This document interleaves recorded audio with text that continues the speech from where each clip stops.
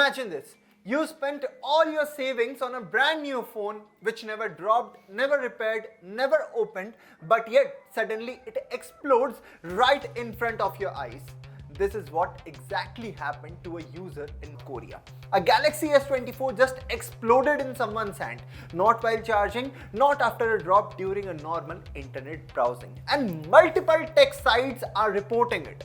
According to reports, a South Korean user posted on Reddit that on May of 11th, his official Samsung Galaxy S24 suddenly started emitting smoke, became extremely hot, swelled rapidly and then exploded in his hands. The phone was not plugged in. It had never been dropped, never repaired or never opened.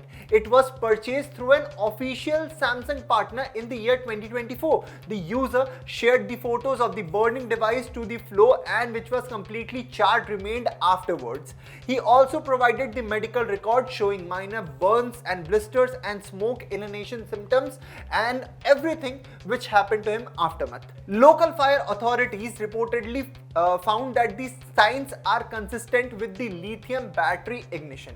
Samsung local service centers has contacted the user and is collecting the device for a full forensic investigation. No official public statement has been released yet. This is a single report which has drawn extra attention because of Samsung's past. In 2016, the Galaxy Note 7 was globally recalled after a series of battery fires. Samsung later introduced stricter battery safety checks, yet the stories of swollen batteries in older Galaxy phones and even a recent Galaxy Ring incident has continued to surface over the years.